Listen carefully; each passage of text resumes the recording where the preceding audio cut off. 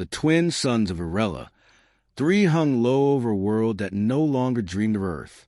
Dust wind swept across the ochre plains, carrying the metallic taste of iron and forgotten wars. Settlements of rust-colored steel rose from the valleys, their towers adorned with banners of local guilds and planetary houses. No longer the eagle and lore of the Terran Confederacy. Above this faithless world drifted the black ship ESV Aegis Tenebris. Her hull was ancient, patched in places where meteor scars had fused to black armor plating. No light touched her surface. It was said the ship absorbed starlight, swallowing even her own shadow. In orbit, she looked less like a vessel and more like a wound in the sky. Inside her command deck, Captain Arlen Voss stood before a cracked holomap. A single pulse blinked in the void, a repeating pattern of 6 short and 2 long signals. Morse code, Earth code, origin unknown, frequency, ancient Terran encryption, reported the AI voice. Source triangulated. The Perseid drift, 3 sectors beyond known Accord space. Voss's gloved fingers tightened on the railing. After 3 centuries of silence, Earth speaks again. The AI, designation Halion, hesitated. There is insufficient data to confirm origin. The probability of mimicry by hostile sources is 72%. You've said that before. He turned to the observation window. Beyond it, Varela, 3 gleamed like a wounded jewel. The colony that had once begged for Earth's protection now regarded its own heritage as myth. Children were taught that humanity began among the stars, not on a distant cradle of blue oceans. Captain, Halion said softly, the Varellan Council has rejected your request for planetary coordination. They no longer recognize Earth's command authority. Voss almost smiled. They stopped recognizing that long before I was born. Down on the planet, the Varellan Council met in the dome of Solthane City. The air shimmered with holographic banners as delegates from the industrial guilds debated the strange transmission. It's propaganda, one spat. No one has spoke of Earth in 300 years. Another leaned forward. And what if it isn't? What if this black ship truly served them still?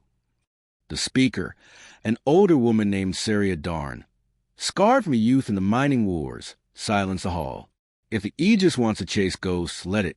Varela stands on its own. We need no mother world. Outside the dome, citizens move beneath massive holograms of the twin suns, reminders that their light came from Varela, not Earth. In orbit, Halion sensors whispered of motion in the dark, unidentified signatures at the system's edge. Silent, cold, and numerous. Outer Accord ships, Voss muttered. They've come farther than expected. The AI flickered the main display, a dozen red silhouettes forming in the emptiness. They match no registered trade convoys. Configuration indicates military strike craft. Then we prepare, Voss said. Without planetary cooperation, defensive alignment will be limited to orbital range. I know. His tone was steel. Earth built us to defend. That's what we'll do. He paused, then added quietly, even if no one remembers why. Hours later, under the faint hum of the ship's reactor core, Voss stood in the memory bay. Thousands of cryo cores glowed softly, each containing fragments of Earth's history. Music, literature, languages, even extinct species DNA. The archives were his church, the last proof that humanity had once come from something greater than dust. He brushed a hand over a flickering label. Earth, Pacific Ocean, 2190 CE, biome record. Halion, he said, what do you think Earth looks like now? A long silence. Then, if the home world survived the Great Silence, probability suggests reduced habitability. Yet, I calculate a non-zero chance that human life remains. Non-zero, Voss repeated, a faint smile ghosting his lips. That's enough. When the first alien probes entered the system, no alarm sounded from the surface. The Varellan Council was too busy celebrating a mining yield announcement. But the black ship knew. Its deep space sensors flared awake. Ancient Terran code running through circuits that hadn't seen use in generations. Captain, Halion intoned, outer Accord vessels entering deceleration phase. Trajectory, Varela 3. Voss closed his eyes. Then it begins. From the planet. Colonists looked up that night and saw a streak of black fire crossing the stars. Some thought it was a meteor. Others whispered old stories, that the ghost of Earth had returned to judge them. In the silence between those breaths, the black ship powered its main guns for the first time in 200 years. The alien fleet appeared like a bruise on the edge of the stars. 20 ships, jagged and silver, sliding to the void in perfect formation. Their hulls glimmered with living metal, reshaping and pulsing like flesh beneath light. To the untrained eye, they seemed beautiful. To Captain Arlen Voss, they looked hungry. Outer Accord vessels confirmed. Halion reported, voice cold and steady. Power signatures indicate Class 5 fusion lances. Their lead ships are broadcasting a negotiation code. Negotiation, Voss muttered. That's what they called it before they burned Kalix Station. He leaned forward on the command dais, the blue glow of the holomap washing over the scar on his jaw. The black ship systems came alive around him, awakening layer by layer. Power conduits thrummed. Weapon arrays pivoted into place. Deep within the hull, long dormant launch bays hissed open, exhaling dust from forgotten decades. Open a channel to the colony, Voss ordered. The Council's emblem, a ring of twin suns over a silver plain, flickered into view. Speaker Saria Darn appeared, her face half lit by the orange glow of the Council chamber. Captain Voss, she said tightly, you are mobilizing a warship without planetary authorization. Explain yourself. There's a fleet inbound. Outer Accord. They'll be in orbit in less than an hour. Her expression didn't change. Our sensors detect nothing. That's because your sensors were built to spot trade ships, not predators. A murmur rippled through the background behind her. The other counselors whispered, scoffed. Finally, Darn said, you think you can frighten us into submission with old myths of war and empire. Varela is not Earth's servant. Voss's patience cracked for the first time. You can despise Earth all you want, Madam Speaker. But if you ignore what's coming, you'll have no world left to despise. The transmission cut. Minutes later, the alien envoys entered high orbit. Their first act of diplomacy was to vaporize a communications satellite. The second was to demand surrender. This colony now falls under the Accord protection. The alien voice declared through every open frequency. It was both male and female, harmonic and inhuman. Resistance will void the compact. On the planet, panic broke. Sky towers flickered as emergency power systems failed under the pressure of the fleet's jamming waves. In the darkness above, the black ship moved. Its main thrusters roared to life, bleeding blue plasma across the void.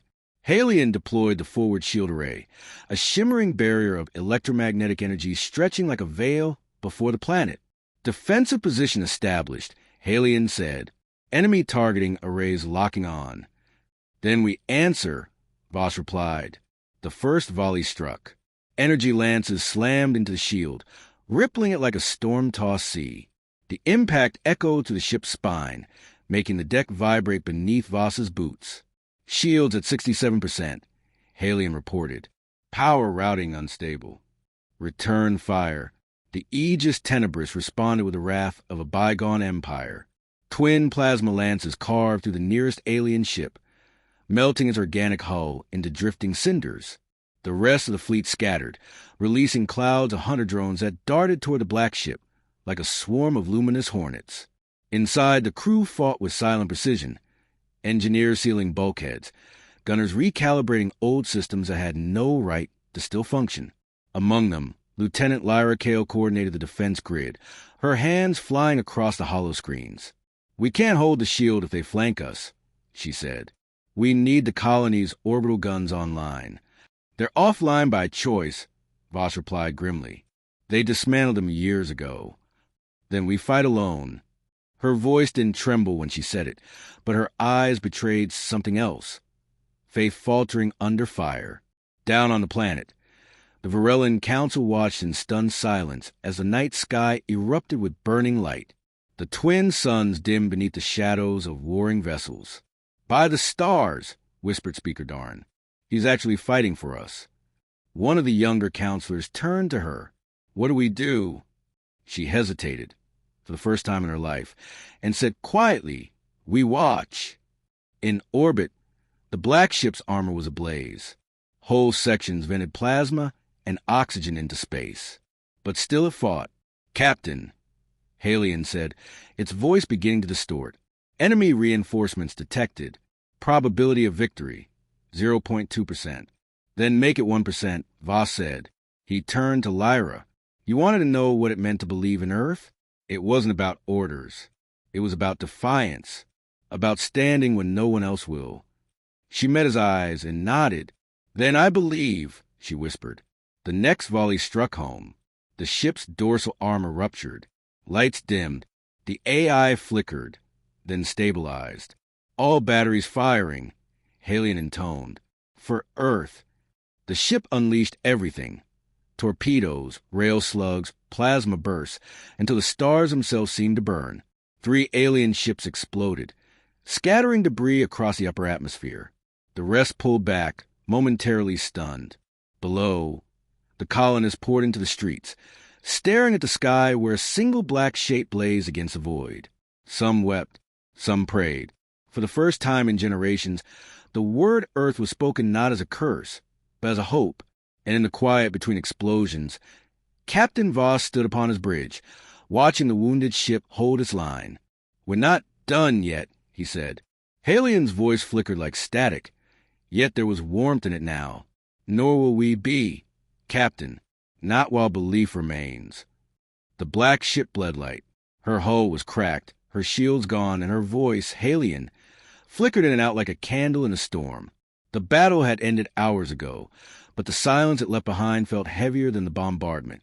Drifting above Varela 3, the Aegis Tenebris looked less like a ship now and more like a memory, a ghost caught between life and legend. Half of her crew was gone. Reactor fires still burned in sealed decks, casting long, dancing shadows through the shattered corridors. Captain Arlen Voss stood amid the smoke of the command bridge, watching the holographic wreckage of the enemy fleet scatter across orbit. Of the 20 alien vessels that entered the system, 7 remained, and they were regrouping. "Status," he rasped. "Weapons at 12% capacity," Halion replied. Its voice was fractured, layered with distortion. "Reactor integrity, compromised. Estimated core detonation in 4 hours if uncontained." "Can we still fire?" "Yes, once." Voss closed his eyes. "Once. That would have to be enough." He turned toward the viewport, where the pale curve of Varela gleamed beneath the wounded suns. The planet had survived, barely.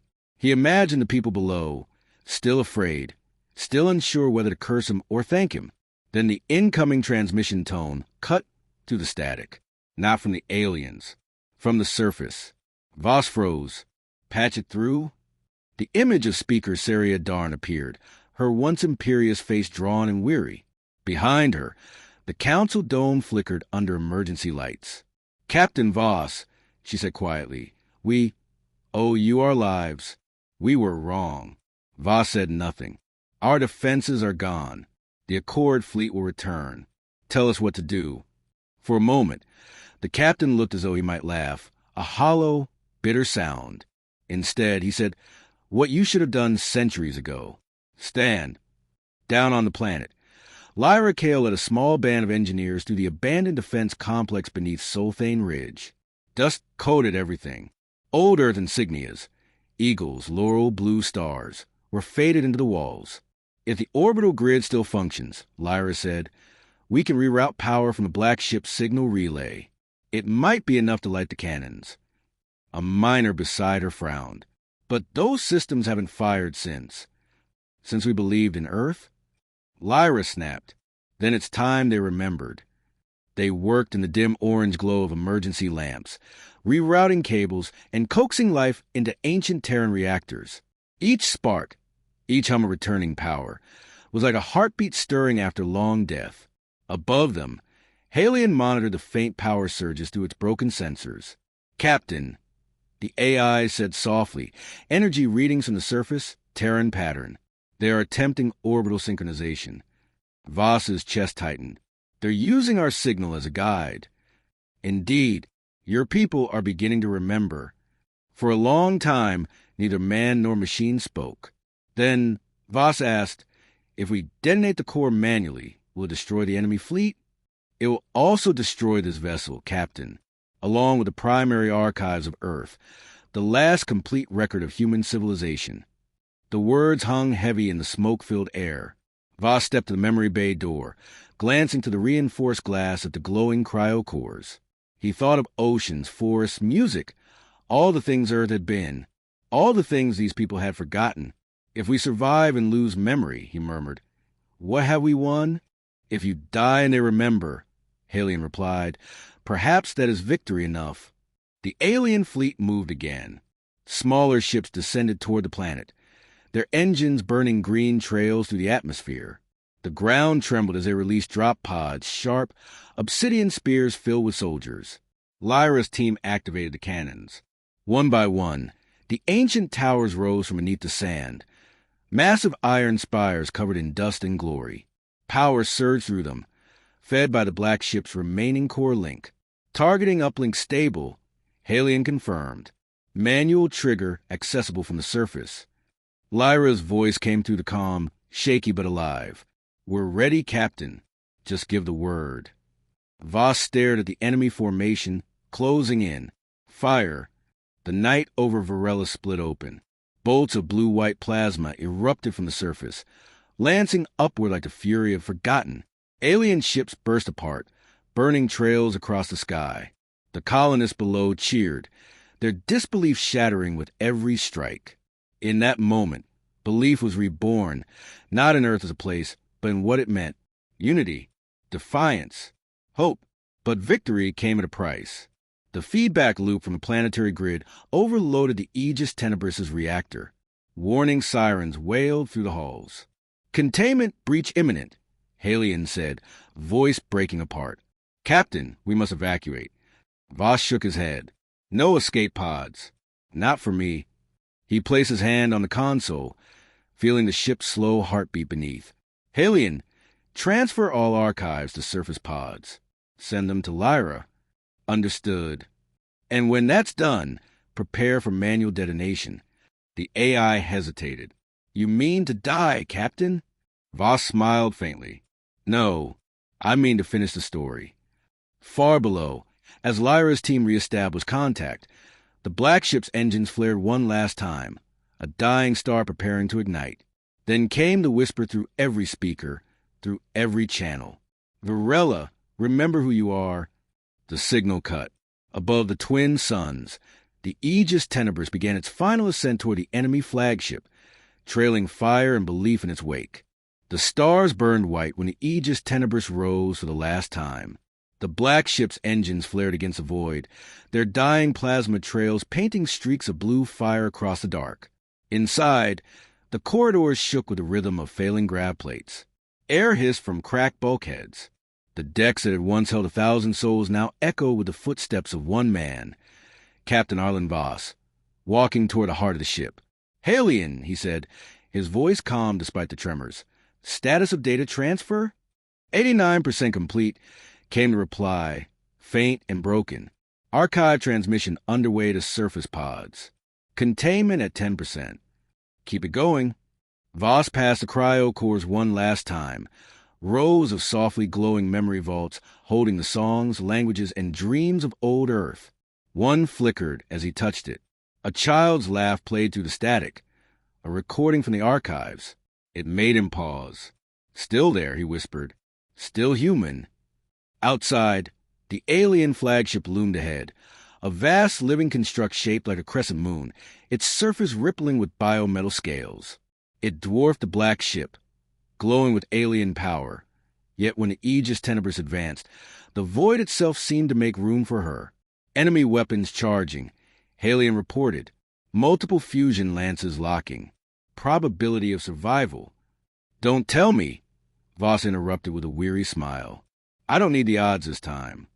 He stepped onto the bridge, now half collapsed, wires hanging like roots around him. The starlight outside burned against the black of the viewport.